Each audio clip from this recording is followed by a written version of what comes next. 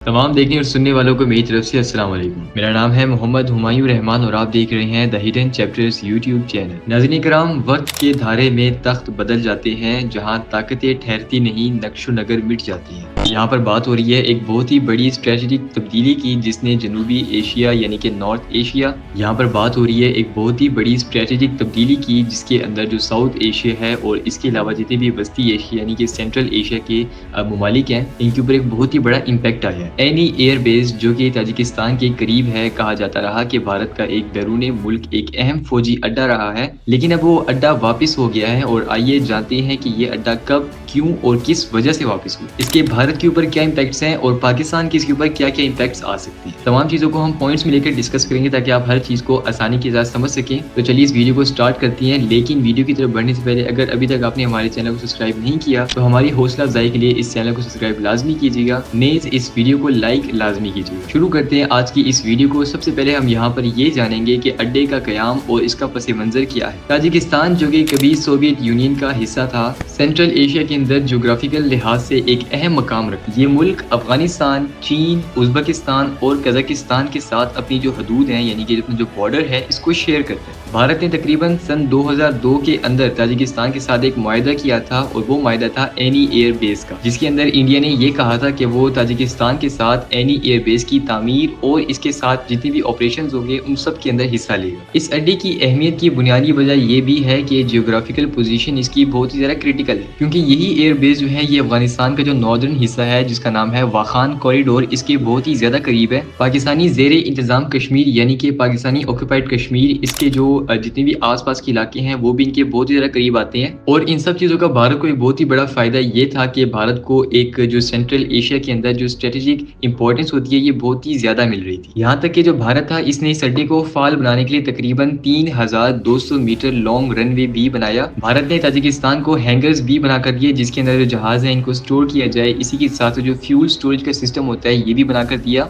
इसके साथ साथ जो मुरम्मत की सहूलियात हैं इनको भी कायम किया। द प्रिंट की एक रिसर्च के मुताबिक कहा जाता है कि भारत ने तकरीबन लाखों डॉलर्स खर्च किए ताजिकिस्तान के इस एनी एयर बेस के ऊपर। अब हम बात करते हैं कि ये जो अड्डा है ये जारी कब रहा। भारत ने सन 2002 के बाद वहां से जो ऑपरेशन थे ये बाकायदा तौर पर शुरू कर दिए थे। ये जो अड्डा था ये तकरीबन 2 दिहाई यानी कि तकरीबन 20 सालों तक इसको भारत ने यूज किया, जितनी भी सेंट्रल एशिया है यहाँ तक फौजी रसाई हासिल करने के लिए। लेकिन फिर यहाँ पर एक बहुत ही बड़ी बाजी पलट जाती है और देखने में आता है कि जितने भी भारतीय अहलकार हैं और जितना भी भारतीय सामान है ये 2022 के अंदर से वापस आना शुरू हो जाता है और इसकी मुकम्मल वापसी का जो अमल है ये 2023 की शुरुआत तक पूरा हो जाता है। और यही इस वीडियो का मेन टॉपिक है कि इस सारे सामान को वापस क्यों लिया गया। तो आइए इसकी वापसी की वजूहात जानते हैं। यहाँ पर चंद बुनियादी वजूहात जो कि मिलकर इस फैसले के पस मंजर बनी है वो ये है कि द प्रिंट का जो आर्टिकल है वो ये कहता है कि मुआहदे की जो मुद्दत है ये खत्म हो चुकी है। ताजिकिस्तान ने भारत को इस बात से आशना किया था कि वो उसके जो मुश्तरका मुआहदे हैं इनको आगे नहीं बढ़ने देगा। इसके साथ साथ जो द इकोनॉमिक्स टाइम है उनके मुताबिक उनका ये कहना है कि जो अफगानिस्तान है इसके अंदर सूरत हाल है ये बहुत ही हद तक बदल चुकी है। 2021 के अंदर तालिबान है ये जब से इक़्तिदार के अंदर आए हैं तब से इस एनी एयर बेस की जितनी भी अहमियत है ये बहुत ही ज्यादा कम हो गई है, क्योंकि जितना भी नॉर्थ अफगानिस्तान है इसके अंदर जो भारत की जो साबिका हिकमत अमली है इसका दायरा बहुत ही ज्यादा हद तक कम हो चुका है जब से तालिबान इक़्तिदार के अंदर आए हैं। द प्रिंट का एक और आर्टिकल ये बात भी लिखता है कि जो रूस है और जो चीन है इन्हें ताजिकिस्तान को बहुत ज्यादा दबाव पर लाया और ताजिकिस्तान को बहुत ज्यादा प्रेशराइज किया कि वो कैसे भी करके इंडिया को यहाँ से बाहर निकाले। और इस बात को आप सब भी अच्छे से जानते होंगे कि चाइना के साथ इंडिया के ताल्लुकात बिल्कुल भी अच्छे नहीं है और जहाँ तक बात है रूस की तो वो भी तकरीबन न्यूट्रल ही चल रही है। इसके बाद सबसे आखिरी तज़किया यहाँ पर आपको मैं शेयर करूंगा जो क्या है मनी कंट्रोल का। मनी कंट्रोल वाले कहते हैं कि जो स्ट्रेटेजिक अफादियत है ये बहुत ही हद तक कम हो चुकी थी। वक्त के साथ साथ जो भारत है इसके लिए इस अड्डे की जो ऑपरेशन अफादियत है ये बहुत ही ज़्यादा कम हो गई थी।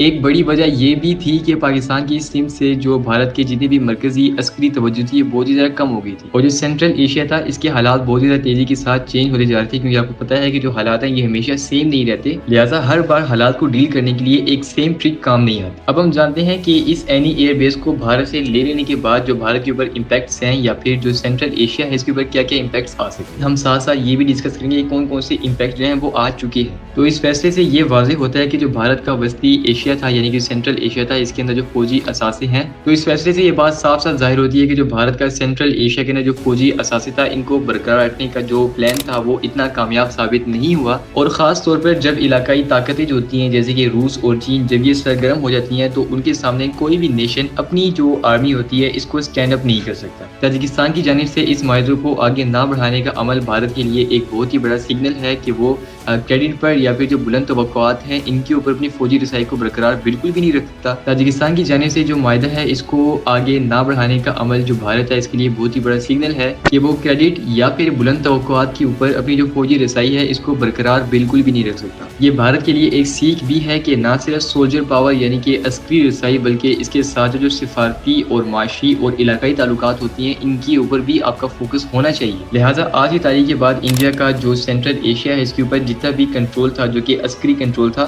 وہ سارا پراپر طور پہ ختم یا پھر ویک ہو چکا ہے، اور اس کے بعد جو بھارت ہے اس کو ایک اور متبادل حکمت عملی کی طرف دیکھنا پڑے گا۔ اور ایک طرح سے آپ یہ بھی کہہ سکتے ہیں کہ جو پاکستان کے لیے آنے والے کچھ سال ہیں وہ پراپر طور پر امن کے ساتھ گزرنے والے ہیں۔ نیز آپ کو اس بارے میں کیا خیال ہے؟ اپنی قیمتی رائے کا اظہار کمنٹ سیکشن میں لازمی کیجیے گا۔ میں آپ سے ملوں گا پھر کسی دن کسی اور ویڈیو میں، جب تک کے لیے اللہ حافظ۔